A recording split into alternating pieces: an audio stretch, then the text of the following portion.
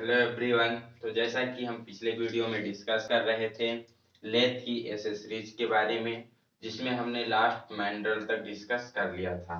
Mendel में question छूट गया था, कभी कभी एग्जाम में पूछा जाता है कि लेथ मैंडल पे जो मोस्ट टेपर दिया जाता है कितने का होता है। तो बहुत कम नाम मात्र का टेपर होता है, वो नियर अबाउट अगर देखा जाए तो 1:2000 का होता है, मतलब 1:2000 तक का उस पे मतलब टेपर रखा जाता है। 1:2000 का टेपर मेंटल पे होता है। आगे देखते हैं जो कुछ और ऐसे सीरीज प्रयोग की जाती हैं, जैसे कि सबसे पहले हम डिस्कस करने वाले हैं लेथ सेंटर का बारे में। तो लेथ सेंटर का प्रयोग कब किया जाता है? जब कभी भी हमें क्या होता है, किसी भी जॉब को हेड स्टॉक व टेल स्टॉक के बीच सेंटर के मध्य रखकर उसकी टर्निंग करनी होती है, उस पर कुछ ऑपरेशन करने होते हैं। तो वहां हमें दोनों तरफ दोनों इंड से जॉब को सपोर्ट करने के लिए हम लेथ सेंटर का प्रयोग करते हैं। तो देखते हैं लेथ सेंटर कौन कौन से होते हैं, कितने प्रकार के होते हैं, किसका प्रयोग कहाँ पर किया जाता है। जैसे कि लिखा है लॉन्ग जॉब को ड्राइविंग प्लेट व लेथ कैरियर के साथ संकेंद्र में सहारा देने के लिए लेथ सेंटर का प्रयोग किया जाता है। जब कभी भी जो लंबा जॉब होता है, मतलब एक सिरे पर उसे हेड स्टॉक में होल्ड करते हैं, लेथ के हेड स्टॉक स्पिंडल से दूसरी तरफ उसे सहारा देने के लिए टेल स्टॉक से सहारा दिया जाता है, तो उसको ड्राइविंग प्लेट व लेथ कैरियर के साथ क्या करते हैं, सेंटर में सहारा देने के लिए लेथ सेंटर का प्रयोग करते हैं। ये जैसा कि हमने पिछले वीडियो में डिस्कस किया था कि ड्राइविंग प्लेट और कैच प्लेट दो होती है, और जैसे लेथ कैरियर एक होता है स्ट्रेट टेल एक बेंट टेल। अगर ड्राइविंग प्लेट प्रयोग करें तो उसके साथ स्ट्रेट टेल कैरियर का प्रयोग करते हैं, यदि कैच प्लेट प्रयोग कर रहे हैं तो उसके साथ बेंट टेल कैरियर का प्रयोग किया जाता है। तो ये ध्यान में रखना है। जो लेथ सेंटर होते हैं इन पर 1:20 का मोस्ट टेपर कटा होता है, मतलब 1:20 का इस पर मोस्ट टेपर काटा जाता है।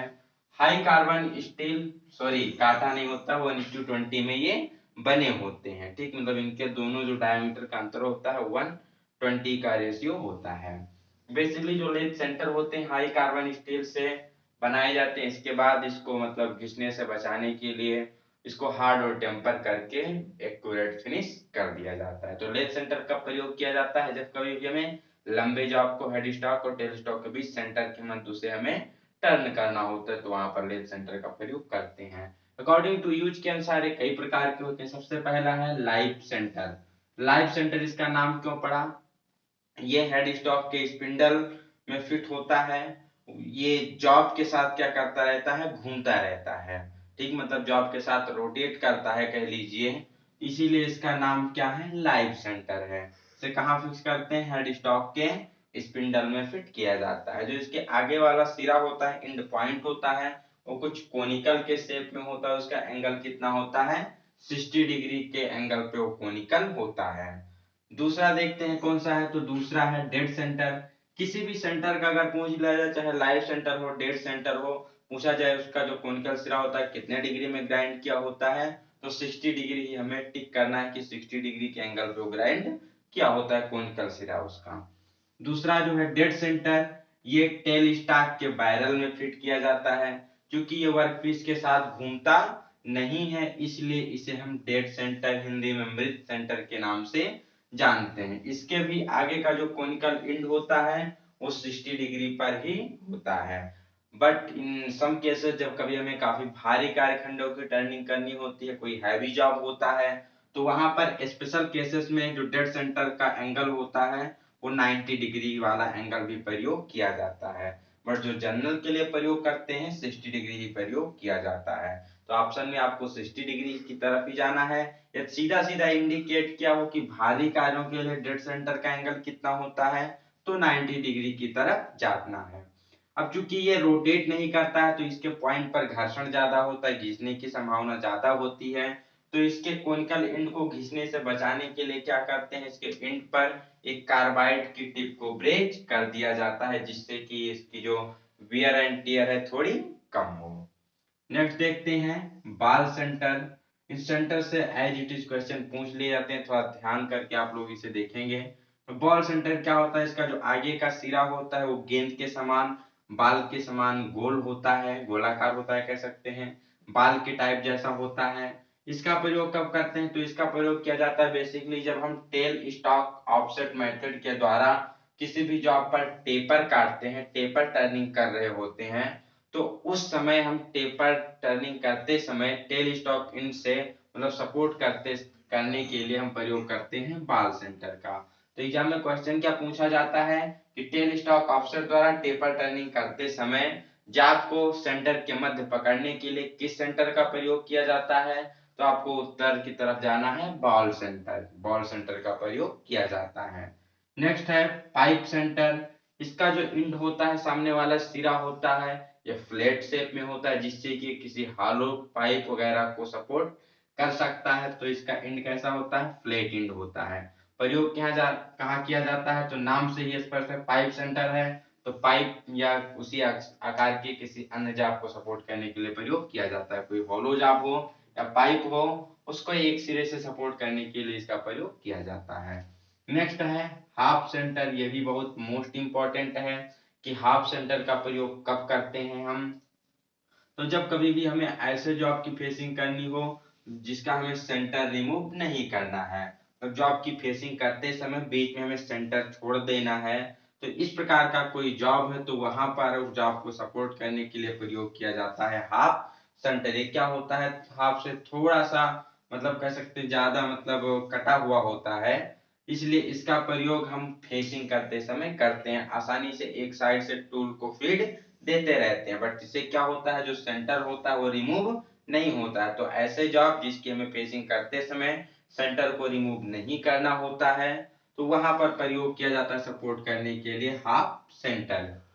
नेक्स्ट आता है रिवॉल्विंग सेंटर।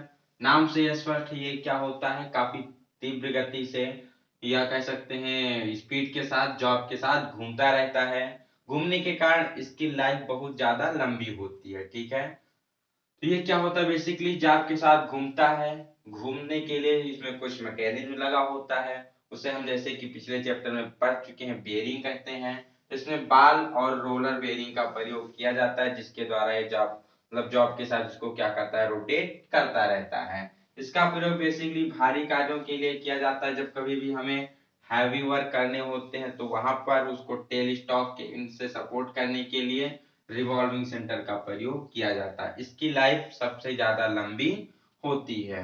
क्योंकि ये सेंटर जॉब के साथ घूमता रहता है इसलिए पॉइंट पर घर्षण वगैरह उत्पन्न नहीं होता है, बहुत अच्छे से ये वर्क करता रहता है।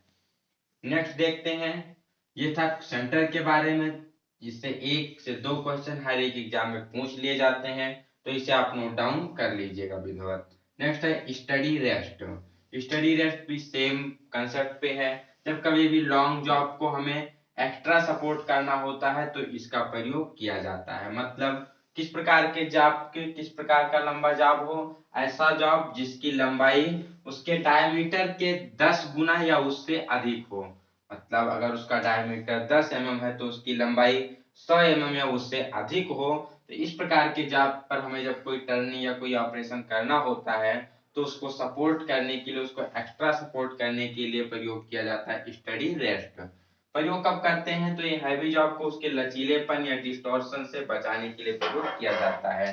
तो डिस्टॉर्शन होता है कभी कभी तो कटिंग टूल के दबाव के कारण भी उसमें कुछ डिस्टॉर्शन होता है, या फिर अगर ये हैवी वेट का है तो इसके वेट की वजह से भी इसमें डिस्टॉर्शन होता है, लचीलापन आ जाता है। तो इसको रोकने के लिए स्टडी रेस्ट का प्रयोग किया जाता है, जो कि बीच से उसको क्या करता है, सपोर्ट करने का कार्य करता है, जो आपको एक्स्ट्रा सपोर्ट देता है। तो स्टडी रेस्ट पे अकॉर्डिंग टू यूज के अनुसार 3 प्रकार के होते हैं। सबसे पहला है फिक्स्ड स्टडी रेस्ट। नाम से ये स्पष्ट है, ये फिक्स होता है, इसे हम लेथ बेड पर किसी भी स्थान पर फिट कर सकते हैं। फिक्स्ड स्टडी रेस्ट में 3 एडजस्टेबल पैड लगे होते हैं, ध्यान रखना है। कितने एडजस्टेबल पैड होते हैं? 3 एडजस्टेबल पैड होते हैं। और जो मोस्ट इंपोर्टेंट क्वेश्चन पूछा जाता है कि जो स्टडी रेस्ट होते हैं इसके पैड, जो इसके पैर होते हैं किसके बने होते हैं? तो जो इसके पैड होते हैं ये ब्रास से बने होते हैं। ब्रास जिसे हिंदी में पीतल कहते हैं, तो पीतल से इसके पैड बनाए जाते हैं। और जो तीनों पैड होते हैं एक दूसरे से 120 डिग्री की कोण पर फिक्स होते हैं। मतलब एक पैड से दूसरे पैड के बीच का जो एंगल होगा 120 डिग्री एंगल होता है। इसे कहाँ प्रयोग करते हैं? तो इसे हम लेट बेड पर किसी भी पोजीशन में फिक्स करके आराम से जाप को सपोर्ट दे सकते हैं। दूसरा आता है फॉलोअर स्टडी रेस्ट। फॉलोअर नाम से ही स्पष्ट है, क्या करता है? किसी को फॉलो करता है। तो फॉलोअर स्टडी रेस्ट का आकार सी के आकार के जैसा होता है। जैसे कि फिक्स स्टडी रेस्ट को हम लेट के बेड पर फिक्स करते थे, लेकिन फॉलोअर स्टडी रेस्ट को क्या करते हैं? कैरिज के सैडल पर फिक्स किया जाता है। जैसे कि हमने जो पढ़ा था, कैरिज में जो सैडल होता है एच शेप का, उस पर हम क्या करते हैं? फॉलोअर स्टडी रेस्ट को फिक्स करते हैं। इसमें क्या होता है? इसमें ब्रास के बने हुए 2 पैड होते हैं। फिक्स स्टडी रेस्ट में कितने पैड होते थे? 3 पैड होते थे। और फॉलोअर स्टडी रेस्ट में कितने पैड होते हैं? 2 पैड होते हैं। इसमें जो तीसरा पैड होता है उसका काम कटिंग टूल स्वयं करता है। ठीक है, तो ये क्या करता है? ये स्टील सॉरी जो ये इस प्रकार के जो स्टडी रेस्ट होते हैं वो कटिंग टूल को फॉलो करते हैं। मतलब सैडल पर फिक्स होते हैं, सैडल के ऊपर क्रॉस स्लाइड, उसके ऊपर कंपाउंड स्लाइड, टूल पोस्ट में हमारा टूल होल्ड होता है। तो इसको कुछ इस प्रकार फिट किया जाता है कि ये टूल के साथ साथ ही क्या करता है? आगे बढ़ता रहता है, उसी को फॉलो करता रहता है और कटिंग पॉइंट पे जाब को सपोर्ट करता है, जिससे कि उसमें डिस्टॉर्शन वगैरह बहुत कम हो। तो इसमें 2 पैड क्यों लगे होते हैं? क्योंकि जो तीसरा पैड का कार्य कटिंग टूल वहां उस कटिंग पॉइंट पर वो भी कुछ सपोर्ट का काम करता है। ठीक, तो ये था फॉलोअर स्टडी रेस्ट के बारे में। इससे क्वेश्चन किस प्रकार के पूछे जाते हैं? पहला तो होता है फिक्स स्टडी रेस्ट को किस पर फिट करते हैं? तो लेथ बेड पर। कितने पैड होते हैं? 3 पैड होते हैं। पैड किसके बने होते हैं? ब्रास या पीतल के बनाए जाते हैं। फॉलोअर स्टडी रेस्ट को किस पर फिक्स करते हैं? तो इसे क्रॉस स्लाइड के सैडल पर फिट किया जाता है। पैड इसके भी सेम ब्रास के बने होते हैं। इसमें कितने पैड होते हैं? तो 2 पैड होते हैं। नेक्स्ट आता है cat head with fixed steady rest. ऐसे कार्यखंड या ऐसे वर्क पीस जिनकी जो आउटर सरफेस होती है वो असमान होती है, मतलब एक समान नहीं होती है, विषम आकृति की होती है, असमान सतह होती है। तो इस प्रकार के जाप को सपोर्ट करने के लिए प्रयोग किया जाता है cat head with fixed steady rest. तो आशा करते हैं ये सेंटर वाली टॉपिक और स्टडी रेस्ट वाली टॉपिक आपको समझ में आई होगी। अगर कोई चीज समझ में नहीं आती तो वीडियो को एक बार फिर से रिवर्स करके देखिए। फिर भी समझ में नहीं आता है तो टेलीग्राम चैनल पे आप मैसेज करके अपने डाउट को पूछ सकते हैं। तो मिलते हैं नेक्स्ट वीडियो में एक नई जानकारी के साथ। तब तक के लिए have a good day, best of luck, bye bye सभी को।